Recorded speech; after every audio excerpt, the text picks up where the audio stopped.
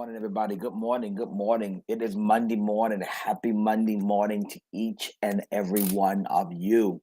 Hello. Tell me where you are today. Yeah, tell me where you are today. Good morning, Johanna. It's good to see you. Siobhan, it is good seeing you this morning. Hey, y'all. I hope you had a great weekend. I know I did. I got a lot of stuff accomplished. I got some yard work done. I got a few other things I had to get accomplished this weekend. And then on yesterday morning, we were able to teach a word. Listen, I really hope you enjoyed that word yesterday. I really hope it impacted your life. We've been in a whole series for the last several weeks in our small group meeting. Hey, listen, if you're not in our small group meeting, you actually need to be a part. So, what happens in our small group is that we meet on Tuesday nights, Tuesday afternoons or evenings rather, at 7 p.m. on Tuesday evening. And we meet and we talk about growing in God. You know, what does that look like? Anybody can have church on Sunday morning. You can say, hey, I showed up for church on Sunday morning, and that's great.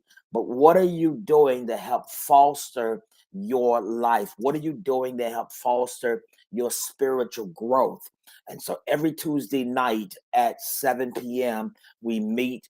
Where are we meeting? We're meeting at my home, meet at my home at 7 p.m. And it is an interactive study, which means there's nobody actually standing there teaching you. It is interactive because we get the lesson and you're able to see it. And this, I just can't give it all away. You got to be in the building to catch it. All right, listen, I want to talk to you today because I want to talk to you about critics. And so yesterday I did a sermon yesterday out of Philippians. We've been in Philippians, and Paul been talking to us in Philippians. Paul talked about four types of people. Paul says there are critics, there are companions, there are competitors, and there are challengers. Let me say that again for the person in the back. There are critics, there are companions. Those are the people who really care about you. Those are what we call friends. You know, if you back in the 90s as friends, how many of us have them friends? Yeah. If you in the later 90s, you're in What About Your Friends? Yeah, that's the TLC. And I shout out TLC yesterday, T-Bars and Chili that put that song out. What an amazing song they put out many years ago. But you've got critics, companions, you've got competitors, and you've got challengers. And so I want to talk to you from that. Philippians 1 and 8, Paul says it's true that some preach Christ because they are jealous of us and they like to argue. Yeah, God uniquely created you for an important assignment. Yeah, on earth that can only be accomplished by you. Let me say that again. God uniquely created you for an important assignment that can only be accomplished by you. But you will face critics along the way that they'll tell you you're the wrong person, you've got the wrong idea, and you're doing it the wrong way. Those are critics. Yeah, those are critics. Take the Old Testament story of Nehemiah, for instance. Yeah, Nehemiah wasn't a pastor. Nehemiah wasn't a priest. He was a businessman. Israel had been taken captive by the Babylonians, and the Israelites had been in exile for 70 years. And then the Babylonians let them go home. And so Jerusalem had been destroyed and was defenseless. But Nehemiah got a big idea to change all of that. He says, I'll rebuild the city. And so he thought, and I'll start by rebuilding the wall to protect it. Nehemiah's story teaches that every opportunity comes with opposition. The Apostle Paul knew this oh so well, that every opportunity comes with opposition. If you didn't have a devil coming after you, I had to wonder if what you were doing was impactful. If you didn't have somebody saying something negative about you, Because sometimes when you're moving forward, you don't always have people to pat you on your back. That's good. That's good. That's good. Yeah. For Nehemiah, I know we're over in Philippians, but I want to talk a little bit about Nehemiah, because for Nehemiah, the opposition was instant. Israel's enemies didn't want to see Jerusalem defended. There are some devils that don't want to see you progress. There are some folk that do not want to see you excel in your career, excel in your marriage, in your relationships, excel in things concerning your life. They always want to see you down and beneath them. Critics, critics, critics, critics. Yeah, yeah, yeah. For Israel, the opposition was instant enemy, and Israel's enemies didn't want to see Jerusalem defended. They tried all sorts of things to stop Nehemiah from rebuilding the wall. They tried ridicule, they tried rumors, they tried threats, and when none of that worked, they tried to slow Nehemiah down by invoking him in a bunch of meetings. Yeah, your critics, yeah, wants to prevent you from doing what God has called you to do. Can I say this again? Your critics wants to prevent you from doing what God has called you to do. Yeah, he'll use the same tricks over and over. Yeah, they'll ridicule you, spread rumors about you, and even threaten you. Paul said some of them ain't even got the right motives. Yeah, they're doing this because they think Paul called them competitors, competition. Oh, wow. But instead of listening to them, respond the way that I need you to respond the way that Paul said. Paul said none of these things matter. Paul said, I'm on a mission. I'm on an assignment. You got to get to a point in your life, in your month, in your week, and in your day. What people say about you don't matter. Y'all remember the saying? It's not what they say to you, it's what you answer to. Yeah. You know you're not out there doing this. You know you're not out there doing that.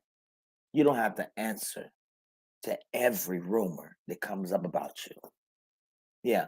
Instead of listening to them respond the way that Paul and Nehemiah did. Nehemiah chapter 6, verse 3 through 4, Nehemiah says, so I replied by sending the message to them. I am engaged in a great work. I'm doing a great work, and I can't come down. Why should I stop working to come and meet with you? 4 times they sent the same message, and each time I gave the same reply. Can I say this? Be consistent. Critics are always consistent. You got to be consistent. You know, I said this yesterday, and I think it's worth repeating. John 10:10 says, the thief cometh not but to steal, kill, and to destroy. Most of us jump to the kill and to destroy, not realizing the thief is trying to kill how you process between your ears. So the thief is always consistent. He's always coming after you. But you've got to be consistent by giving the enemy the same response. I know Jesus did. Jesus says the thief would come up on him and he would say, hey, throw yourself off the rock. Jesus would always say, but it is written. When you know who you are, you don't let no devil change your mind. You standing 10 toes down. Somebody ought to type that. I'm standing 10 toes down. That means I ain't moving off what I believe. I'm standing 10 toes down, y'all. Yeah, that's how I am. You don't need to fight critics. No, it's not worth it. If you try to take on people who have a negative opinion about God's plans for your life, if you try to defend that, you're just wasting time. Stop wasting time with people. You're not going to change their mind. Some people are always going to be who they've always been. Yeah. Here, you want to know how you're going to change what they say? Is God, one day God's going to work through your life and it'll be proven correct. Have enough faith to wait for that day to come. Trusting and believe that God has an uncanny ability to change the mind of people. about what they said about you. They said you weren't gonna be anything. They said you were not gonna do this. They said what you were doing won't gonna work. But they didn't have a clue that the hand and the favor of God is on your life. Can I speak this over your life? I want to declare something over your life. And I pray that many of you all could receive what I'm getting ready to declare. And I declare some things over your life that I believe God wants you to know. And I believe God is saying in this hour that you will not live another day outside of the perimeter of his favor. God, oh, yo, that's good right there. Yeah, you're not going to live another day outside of the perimeter of God's favor for your life. Yeah, this is going to be the season where God says, you ain't got to prove it, I'll prove it for you. I wish somebody caught that right there. Yeah, yeah, yeah. This is a season where you ain't got to make yourself nothing. You ain't got to become this to try to prove nobody right, nobody wrong.